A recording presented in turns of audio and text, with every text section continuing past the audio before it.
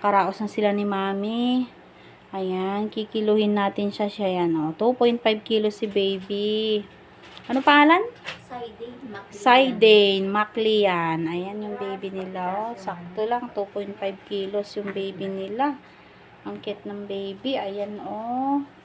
Ay, so cute ng baby nila. So, may initial vaccine ibibigay ha. Ayan, oh. Sa eye ointment sa mata na ibigay ko na. Tapos yung Hepavit tsaka eye ointment, no? So, bukas ipapacheck muna natin si baby. Papawell baby natin bago kayo umuwi within 24 hours, no? Stay kayo dito ni baby within 24 hours. Then, check din natin, papacheck natin sa pedya si baby. Ayan, cute ni baby nila, oh.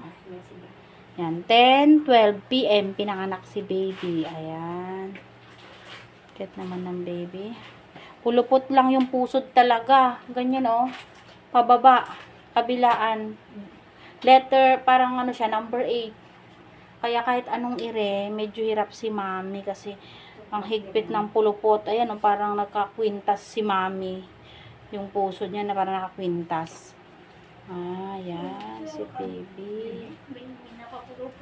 Si baby, oo, pulupot.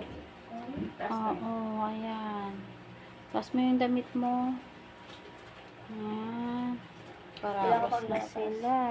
O, magpa-breastfeeding ka ha.